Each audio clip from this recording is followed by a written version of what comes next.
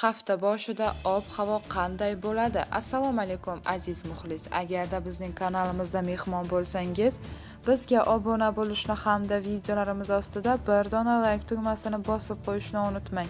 O'zgidromet 21, 22, 23 aprel kunlari kuzatiladigan ob-havo ma'lumotini e'lon qildi. Unga ko'ra Qoraqalpog'iston Respublikasi hamda Xorazm viloyatida havo biroz bulutli bo'ladi, yog'ingarchilik kutilmaydi.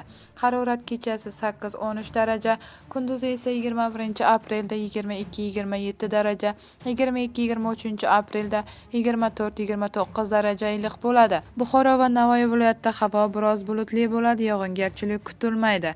Harorat kechasi 21-aprelda 8-13 daraja, kunduzi esa 20-25 daraja, 22-aprelda kechasi 8-13 daraja, kunduzi esa 22-27 daraja, 23-aprelda kechasi 9-14 daraja, kunduzi esa 24-29 daraja iliq bo'ladi. Toshkent, Sirdaryo, Jizzax va Samarqand viloyatlarida havo biroz bulutli bo'ladi, yog'ingarchilik kutilmaydi. Harorat 21-22-aprelda kechasi 7-12 daraja, kunduzi esa 20-25 daraja, 23-aprelda kechasi 9-14 daraja, kunduzi esa 23-28 daraja iliq bo'ladi. Qashqadaryo va Surxondaryo viloyatlarida havo biroz bulutli bo'ladi, yog'ingarchilik kutilmaydi.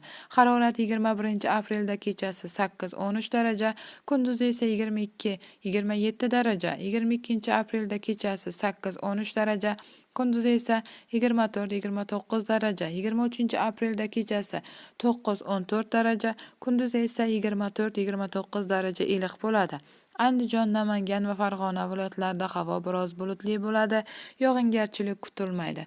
Harorat kechasi 7-12 daraja, kunduzi esa 18-23 daraja iliq bo'ladi. Bu xabarni barcha yaqinlarimizga jo'natib qo'yamiz hamda videomiz ostida bir dona like tugmasini bosishni unutmaymiz.